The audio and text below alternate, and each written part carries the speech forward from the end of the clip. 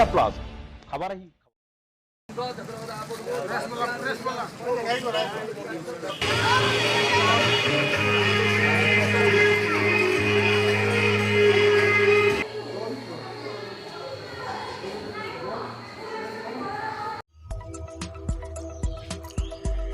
गणेश पूजारे रायरंगपुर सहर उत्सव मुखर।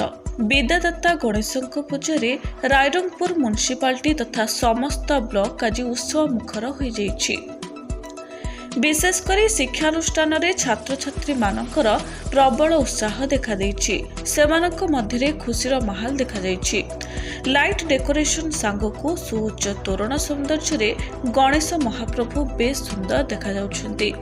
एथिसह विभिन्न क्लब मानकरे गणेश मूर्ति रे रायरंगपुर सहर मुखरित हो जाइछि। रायरंगपुर कहीं भारतर कोण अनुकोण रे गजाननकर मनलोभा रूपरे भक्तगण आशीष लाभ करुछन्ति।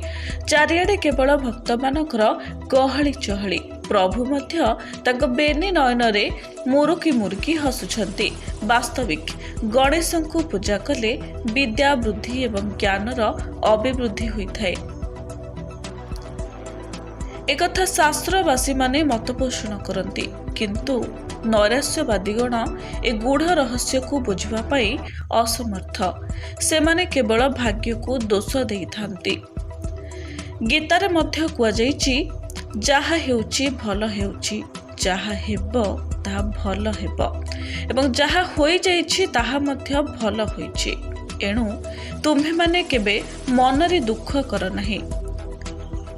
आगामी काली पाई चिंताग्रस्त हुआ नहीं। रायरंगपुर सामंत परिणाम रिपोर्ट ओडिशा प्लस।